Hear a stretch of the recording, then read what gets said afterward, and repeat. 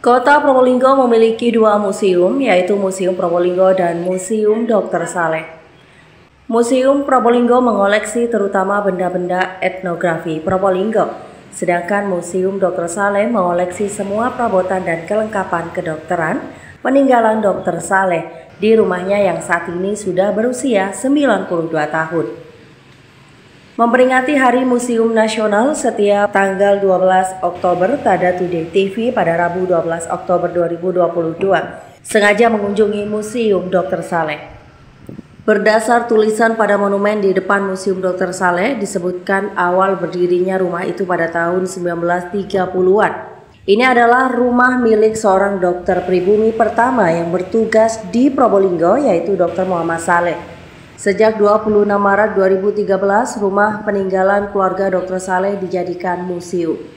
Museum Dr. Saleh terletak di Jalan Dr. Saleh nomor 1, Kelurahan Tisnonagaran, Kecamatan Mayangan, Kota Probolinggo. Memasuki rumah ini, nuansa tempo dulu sudah langsung terasa. Foto-foto keluarga inti Dr. Saleh juga masih terawat baik. Dr. Muhammad Saleh lahir di Simo, Jawa Tengah pada 15 Maret 1888. Ia merupakan anak bungsu dari 5 bersaudara.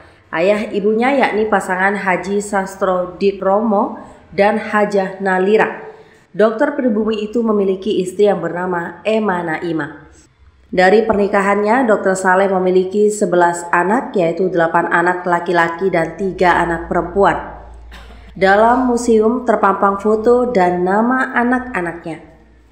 Dimulai dari Suratmi Saleh, Suratman Saleh, Marsekal Muda TNI Profesor Dr. Abdul Rahman Saleh, Harun Al-Rasyid Saleh, Insinyur Muhammad Effendi Saleh, Mayor Jenderal TNI Dr. Haji Abdul Aziz Saleh, Mohtar Saleh, Brigadir Jenderal TNI Dr. Ali Basa Saleh, Somartini Saleh, Marsekal Muda TNI Dr. Haji Abu Bakar Saleh, dan Suhartini Saleh. Dr. Saleh dan keluarganya tinggal di Probolinggo sejak Dr. Muhammad Saleh ditugaskan di Probolinggo sekitar tahun 1930-an. Selain menjalankan tugas di rumah sakit di Probolinggo, Dr. Saleh di kediamannya juga membuka layanan kedokteran. Praktek kedokteran Dr. Saleh berada di samping selatan rumahnya. Rumah Dr. Saleh memiliki beberapa ruangan. Ruang pertama adalah ruang tamu, ada kursi dan meja terbuat dari rotan dan kayu. Di ruang ini dipampang beberapa foto keluarga Dr. Saleh. Di samping selatan ada lemari kaca yang memuat pakaian dinas Dr. Saleh, layaknya pakaian dokter.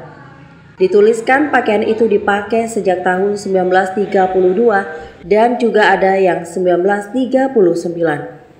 Pakaian itu warnanya sudah mulai menguning dan memiliki bercak. Di bawah pakaian itu juga dipampang beberapa barang peninggalan Dr. Saleh, seperti piringan hitam, uang kertas zaman dulu, alat untuk melihat hasil ronsen, nomor antrian pasien, dan alat terapi ultraviolet. Masuk ke ruangan tengah, terpampang foto-foto keluarga Dr. Muhammad Saleh.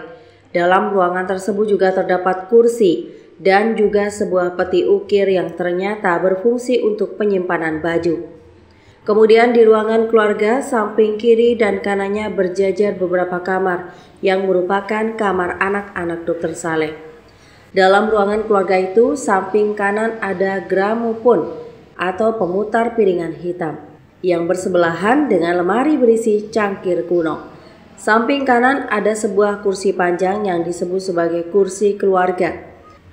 Di masing-masing kamar terdapat ranjang kayu jati yang sudah tidak ada kasurnya. Kemudian terdapat lemari kuno, baju peninggalan dan juga lampu gantung. Ada juga sebuah berangkas ukiran dari besi. Dari ruang keluarga tembus ke ruang pertemuan. Ada sebuah meja kayu panjang di tengah-tengah ruangan. Di atasnya ada lampu minyak. Samping ruang pertemuan ada dapur dan ruang makan. Ada kursi dan juga meja makan yang terbuat dari kayu dan masih terlihat kokoh. Uniknya, ada sebuah pintu dengan jendela kecil yang merupakan batas saat meminta makan. Saat berkunjung ke Museum Dokter ini, ada alur panduan bagi masyarakat. Pertama, pengunjung bisa mengetahui rumah dan segala isinya. Kemudian, pengunjung bisa melihat ruang kerja dan praktek Dr. Muhammad Saleh. Ruang kerjanya itu sebenarnya masih menyambung dengan rumah. namun beberapa di sisi selatan. Ruangan inilah disebut sebagai ruang praktek kedokteran Dr. Saleh. Tentunya ada ruangan pasien yang di dalamnya ada dipan dari besi yang berjumlah 4 dipan. Ada wastafel dan juga 1 pasang tongkat batu jalan yang terbuat dari kayu. Ruang pasien itu tembus dengan ruang tunggu pasien. Di sana terdapat beberapa patung dan batu yang digunakan sebagai tempat duduk. Depan ruang pasien ada sebuah meja yang disebut sebagai meja di mana Dr. Saleh meracik obat. Meja itu lebar dan panjang dengan lapisan marmer di atasnya. Kemudian masuk ke ruangan kerja pribadi Dr. Muhammad Saleh. Segala jenis buku dan alat medis tersusun dalam lemari. Tentu saja semua peninggalan itu tidak boleh disentuh. Pengunjung hanya bisa melihat saja. Dalam ruangan itu ada berbagai buku yang tulisannya Belanda. Ada juga alat medis seperti timbangan obat, kaca pembesar dan juga gunting bedah. Kemudian ada sebuah lemari yang berisi obat-obatan. Baunya masih tercium. Obat-obatan itu masih tersisa. Ada juga radio, televisi, kalender manual dan juga lemari berisi surat kabar lama dan juga surat pos. Semua koleksi itu merupakan koleksi asli milik Dr. Saleh, bukan replika.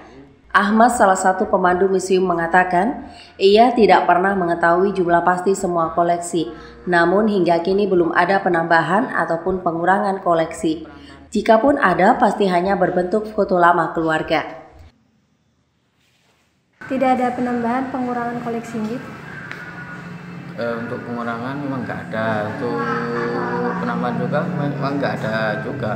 Untuk penambahan koleksi paling tidak di foto, Mak, kalau itu dikirim dari pihak keluarga. Kalau nggak dikirim dari pihak keluarga, ya nggak ada rencana untuk penambahan koleksi.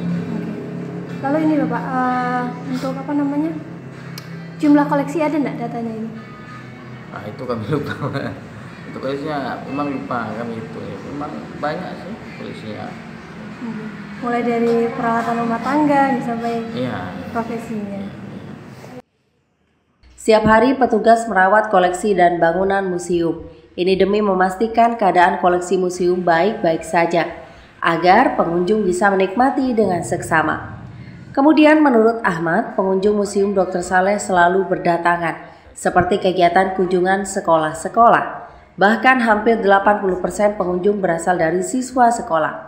Menurut Ahmad, hal itu justru bagus, sebab salah satu fungsi museum adalah edukasi perihal sejarah. Selain itu, ini juga salah satu contoh untuk mengaktifkan kembali kegiatan pemanduan museum dan menarik lagi wisata untuk masyarakat. Yang manual, mandi bersihin, dilap, gitu aja sudah cukup. Setiap pagi? Setiap hari. Tapi melihat kondisi saat ini bagaimana Bapak, kondisi koleksinya? Kalau kondisinya baik-baik aja. Untuk bangunan dan koleksinya aman-aman aja, nggak ada kerusakan lah gitu. Yes. Untuk pengunjung Bapak, setelah pandemi melandai bagaimana pengunjung? Setelah pandemi alhamdulillah lancar. Paling banyak itu didominasi dari pelajar itu. Pengunjung itu kurang lebih 80% pengunjung itu dari pelajar, baik dari TK sampai mahasiswa seperti itu. Gratis kan? Gratis. Lalu buka tutupnya dari jam berapa?